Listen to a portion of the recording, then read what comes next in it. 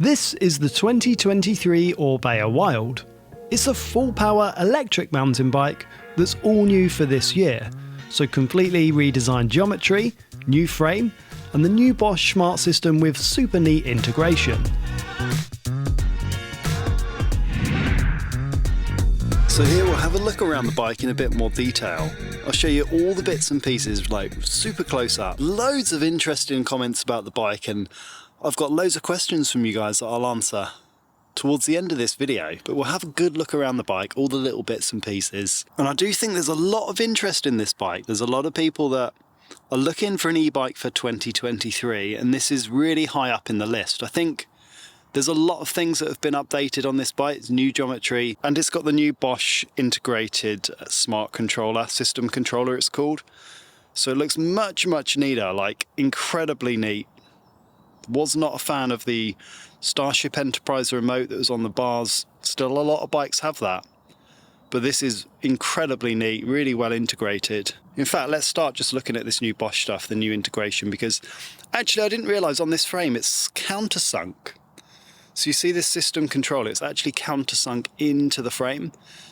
I've seen some bikes that don't have it countersunk and it sticks out quite a bit. It's quite like proud of the frame, whereas this is nicely sunk into the frame. There you go, at this angle you can see it still sticks out just a little bit. So really clean, really neat from this angle here. You can in fact take off this Bosch mini remote if you want to. I mean, it is small and discreet. It's really clicky as well, which is a really good thing, because when you're riding along with gloves, it's really easy to know when you've actually changed modes. It clicks, there's a real positive click in there. There's no mushiness. The Starship Enterprise massive remote is really soft and it's difficult to know when you've changed modes. Now you can run it without this, it's completely wireless. You could run this on this side, on the other side, but you just take it off if you don't want it, if you wanted a completely clean bar, and you can change the modes just on here really easily just by pressing this button on here. So if you hold it down, long press, it will go down through the modes, and a single press will go up through the modes. You would lose the walk assist. So to activate walk assist on this, you hold down and start pushing the bike, and it activates the walk assist, so the back wheel moves up to about 5 miles an hour to help you up the hill. So if you remove that, you would not have the walk assist. But you could have a completely clean cockpit, but I don't mind that so much.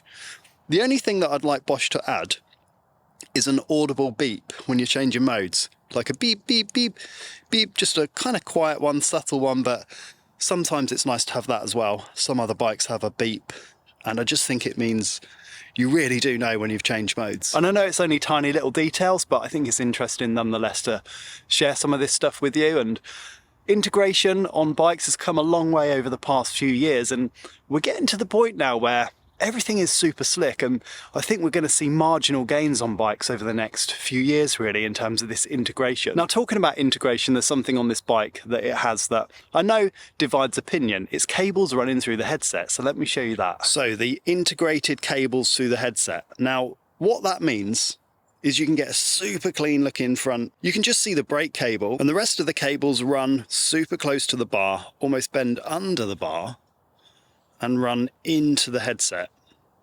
through the top bearing. So that cable runs just down into here. Now, some of the compromises of doing that are, if you need to change that headset bearing, you need to disconnect the brakes so you can actually remove the bearing, because the cables run through the bearing. And reality is, how often do you do that? How often do you change that headset bearing? It's an Enduro Max bearing in there. It's one of the better bearings that you can get for a bike. Realistically, ask yourself, how often do you change that headset bearing? Once a year?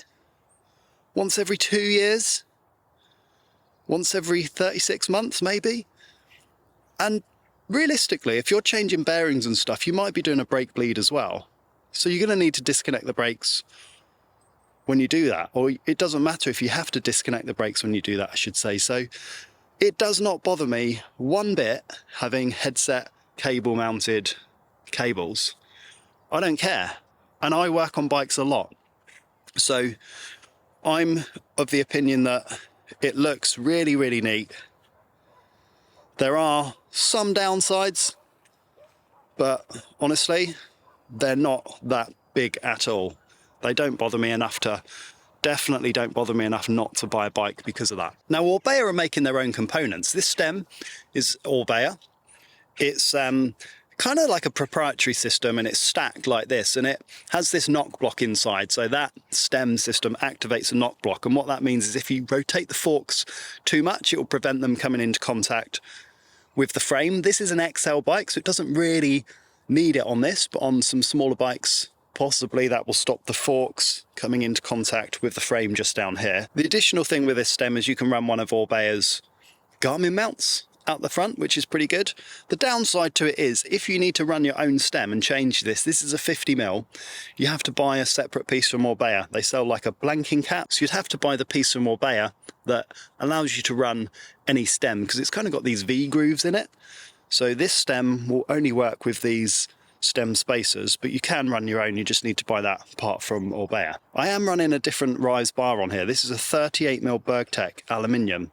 This bike came with carbon bars at 30mm rise. So this is just personal preference. I like the highest rise possible, and this is all I had available, but 38mm just gave me an extra little bit of rise on there. And talking about rise and size, I should say that this is a pretty compact extra large bike. In terms of bike sizing, extra large, the reach, the chainstay, the stack, I'm 6'3", and this is on the more compact side for someone my size. So although this is an extra large, it does feel on the smaller side. I actually think it would be great if Orbea did an extra large. One of the things that I'd like to see is a little bit longer out the front, and actually size specific chainstays. If I could design the perfect version of this, I'd put a longer chainstay on, maybe 455, slightly longer reach, to give it just a bit more balance between the front and the rear. I do find I have to get my weight quite far forward to balance the front wheel and get enough grip on it in this extra large size. But it's similar with most enduro style bikes. They come in with kind of short chainstays compared to the front center on their extra larges. So I find personally that a chainstay of around 455 works really well for me, paired with a reach of around 500 to 515. One of the ways that Orbea have kept the weight down is by having the battery fully integrated in that down tube. Not just the weight, but the stiffness as well. Orbea say it's around 50% stiffer with a carbon frame that has no big cutout. So the previous gen had a cutout, like many bikes in here, so you could remove the battery, and they tested a couple of different versions, but they went with this because it's stiffer, it's lighter, they don't have to put any locking mechanisms in there at all. Now I know some people will have to discount this bike completely because there's no removable battery. In the event that the battery fails, the dealers can take it out. The Orbea mechanics are able to take the batteries out in about 20 minutes. The motor needs to be dropped and the battery comes out. So it can be taken out. It's not fixed in there forever. So if it dies or you have a problem, which is quite rare, but it can happen, this battery can be removed by a dealer. But it's not just user removable, really. You can't just take it out and plug it in at home to charge. So something to consider. This battery is fixed in, so saves weight, frame is stiffer, less keys, less rattles, less things to go wrong, but it's completely fixed in there. When you buy the bike, you can buy it in a 160 format, so 160 front, 160 rear, or a 170, so Fox 38, 170mm. Now, I personally would always go with a bigger option. I just think more travel on an e-bike makes sense. 170 travel makes it a little bit slacker, so you go to around a 63.5 degree head angle with the 170 Fox 38. Makes the bike a bit more stable going downhill. You've got a bit more extra travel. I just think, why not? Really small thing on this, because it's using a 170 fork, it's not using the fat crown. Fox actually do a fatter crown version, and you can see there's a bit of a step down here. So when you get the 160, it's nice and flush, but they're putting a 170 and it's like an aftermarket 170, and it's got the smaller crown on here. So you can see there's a little step down there. This is a tiny aesthetic thing, barely worth mentioning, but I'm trying to point out as much detail on this bike as I can to you guys. So I'm using the Assegai downhill casing tyre. It comes with XO Plus. You can upgrade when you go through the options to burlier tyres. I would personally. I just think that there's not much of a weight penalty between the Exo Plus, double down and downhill, and on an e-bike it's marginally different. You do get a max grip, really grippy rubber. Personally, I'd always go for a thicker compound tyre on an e-bike. Now, they don't roll as fast, they're slightly heavier, but going downhill, they just offer way more suppleness. The rubber feels better, the damping quality's better, there's more grip, can run lower pressures, they're more puncture resistant. So I don't really care that the weight is slightly higher and they don't roll as fast, because I'm not really going for fast uphill times. I just want the best performance on rough kind of enduro and downhill tracks. Now, I'm really impressed with the wheels. These are Orbea's Okua wheel set. They're their own branded wheels that they've started manufacturing. These are aluminium. I didn't go for the carbon on these. You can get them in carbon, but I wanted the aluminium. Maybe a slightly easier feeling on the wrists as well. Now, this Fox Factory 38 E-Tune fork is brilliant. I just love the performance of these. The feeling off the top is super supple, nice and sensitive, very stiff. Throughout the travel, decent performance in the mid-stroke, and this is brilliant. I really like every bike I ride this fork on. I'm super impressed with it. They're really consistent feel as well. So 29 170 travel Fox Factory 38 E-tuned. It's brilliant, such a brilliant fork. Again, we've got Fox Factory X2, really supple off the top, really supportive. Can't feel any bottoms out at all on this bike. So there are no flip chips in this. There's no 27.5 option, which may upset some people, but the 29 works so well. A 29 rear wheel, to me, just rolls over everything much better than a 27.5. And on climbing, you just get a slightly bigger contact patch, you get more grip. I'm a big fan of 29. I think they corner really well. Maybe, subjectively, a 27.5 feels like it might carve in a little bit quicker. You got less rotational weight out the back, maybe. But I find 29 just rolls so quick over the chunk and roots and rocks. And climbing performance, I just think you can't beat a 29 on the rear for climbing grip. Out back, we're running a Maxxis Minion DHR2, max grip, double down. I would have gone for a downhill one if I had one available at the time. This one's already had a puncture on the sidewall. And again, there's not much of a weight difference between the double down and the downhill. So I think next I'll run with a downhill casing tyre. So these wheels are actually slightly staggered in size. Both 29ers, both aluminium, but the rim on the rear is 30mm and the rim on the front is 32. Now, Orbea kind of rightfully say that each wheel is designed to do different things. So the front is steering, having different kind of lateral force on it, and the rear is more for powering through, braking. So they've gone for a slightly different rim size, front and rear, which I kind of get. So this thing here is the magnet.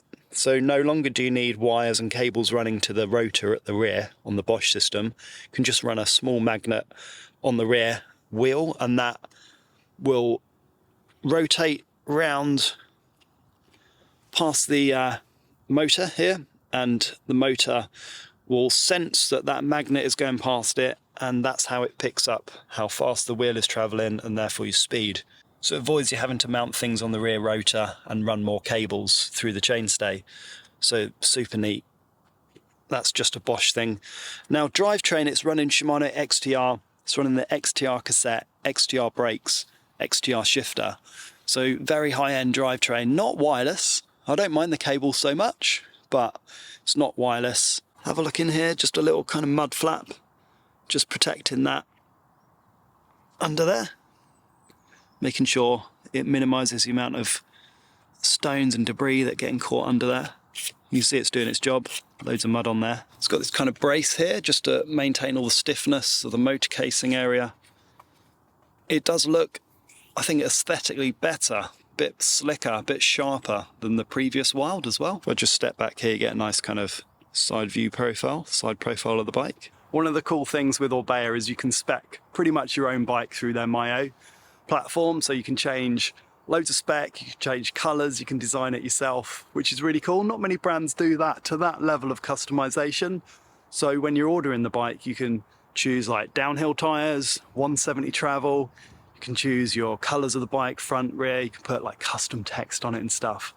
I think it's a really good way of personalising your bike rather than having to buy the bike and then swapping out things afterwards. It just seems a bit silly and a bit wasteful doing it that way. Now this is running the Bosch Race Motor, which is just a powerhouse, absolute powerhouse. It's crazy the amount of torque that you can get super low down with hardly any effort on this bike. This motor is not needed by everybody. I wouldn't mind not having this motor at all. It's just got the race mode. It's very, very slightly lighter, but the rest of it is very similar. But in that race mode, it's got loads of punch. It's crazy power, loads of overrun. Now I have done a separate video on this Bosch Race Motor. Check it out, it's on my channel. I'll link it in the description. A couple of other things to show. This is a new designed kind of cover for the charger. They had this rubbery kind of grommet thing, rubbery push down thing that loads of Bosch bikes use, which is a bit cheap feeling. This feels much better. It just kind of pulls out, rotates, and there you've got the charging port just there, and just pops back on.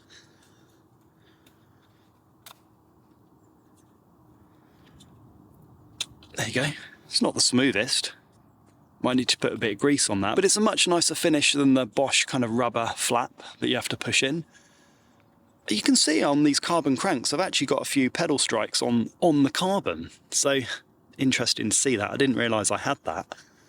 But if I'm riding in some rocky environments, you can see these might be quite, I mean, they've held up okay. They are carbon cranks, but I wouldn't mind aluminium cranks on here, to be honest with you. Don't think really need carbon cranks on e-bikes, but they're going for a super light build with this one. So talking of weight, this weighs 22.9 kilos in this exact build here. So downhill case in front tyre, double down rear. This exact build without pedals, when I put this on the scales, 22.9 kilos. So that's how much this weighs. Now, something I want to point out that's really interesting that I don't actually know what is and no one can tell me at the moment is this curious little port here. Don't know what that could be. Any guesses? Let me know what you think that might be for. It's located by the bottle mount. There's a little entry that goes into the battery. I'm not sure what that is, but it's there for a reason. Maybe something new will come out at some point. Don't know what, but it's curious to see that that's there. It's not been mentioned really at all, and no one will tell me what it is. Shimano XTR brakes, brilliant performers, like super nice feeling at the lever. Great stopping performance. It's got a 203mm Galfa rotor, and again, these Galfa rotors are brilliant. I've bought these before for my bikes. I'm a big fan of how they work. And Galfa makes some really great pads that are not actually in this bike. This is Shimano's pads. But if you want to upgrade the performance of your brakes, try the Galfa purple pads. They do them for pretty much all the brake systems.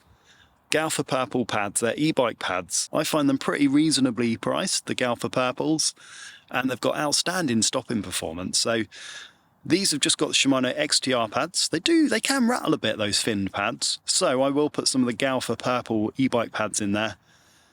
But the Galfa 203 rotor front and a Galfa 203 on the rear. It's got a really nice stance to it, really nice profile, hasn't it? Do think the seat tube angle could be a little bit steeper. I find 78 to 80 degrees, real good sweet spot, especially on an extra large. The bigger the bike, normally the longer the dropper, the higher your dropper, the further you're angled backwards towards the rear, over the rear wheel. Can result in the front lifting, especially with a shortish chainstay. Would be nice to see a slightly steeper seat angle and a slightly longer chainstay. What I found with climbing on this bike is, paired with that race motor, it's punishingly quick off the line. You can just put a slight amount of pressure through the pedals and it propels you forward with instant force and velocity, and paired with the grippy rear tyre, you can climb up stupidly steep stuff. So thanks for sending your questions through on the Instagram post that I did. So there's quite a few of you that are asking a very similar question around weight, and that is the weight of the more entry-level, lower end and lower cost models. So I asked Orbea some real specific questions on the frame weights and then some on the bike weights. So the first thing to note is the difference between the weights between just the frames. So if we're talking everything else is the same, the frame weight difference between the carbon and the aluminium. So if we're talking a like for like size, so size large, the carbon frame is 2,758 grams, so 2.75 kilos. And the aluminium frame is 4,300 grams, so 4.3 kilos. So the aluminium frame is just over 1.5 kilos heavier than the carbon frame. So the M10 model seems to be a really popular model that a lot of people are considering. So I asked the weight for that one, and that is rated at 23 kilos in size large with Exo Plus tyres. So hopefully that gives you an idea of some of the weights. Now, the lightest version is 20.9 kilos. I weighed that myself personally. In fact, it came in at 20.8 kilos, and that's with a 625 battery. But I've been riding mine with a 750 battery, and the weight, as I mentioned before, and that is 22.9 kilos. And that's with a 750 battery, like I said, and a downhill tyre and a double down tyre.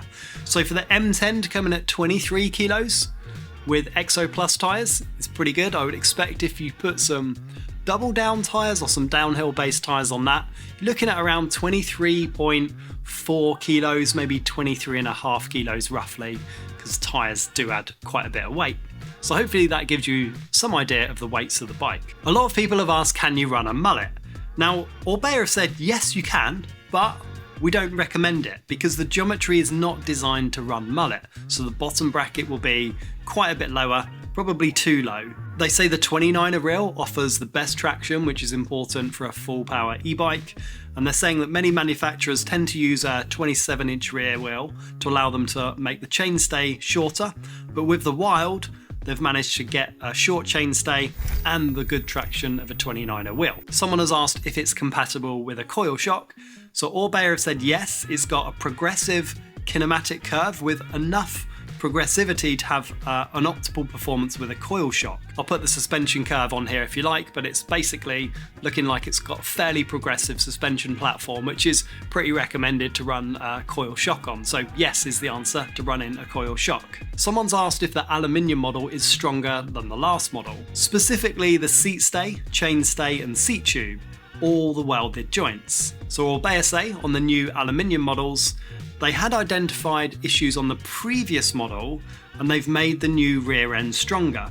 The seat tube, for example, is now done in one piece without any welds, and the chainstay design is also different to make it stronger. So it sounds like that rear end is stronger than the last model. When will size XXL with 540 reach be available? That's a question that I'm quite interested in as well, because I think there's scope for a bigger size in there. Orbea have said on the new model they have increased by one size.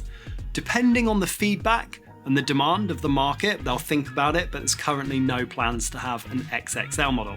So enough people comment down below that they want an XXL, maybe it'll be taken into consideration. And finally, there's a lot of people been asking about the weights on all the different models, but Orbea have come back and said that aluminium models all will be under 25 kilos. So reading between the lines, it seems that the entry-level models are going to be maybe mid to high 24s, but they're all going to be under 25 kilos. So I hope you like that look around. Hopefully it's answered way more questions and you've seen loads of new bits on the bike. And I've got loads of stuff coming up really soon that I can't wait to share with you. Some really popular bikes that a lot of people have been asking for. That's coming real soon. So subscribe if you want to see that, and I'll catch you soon.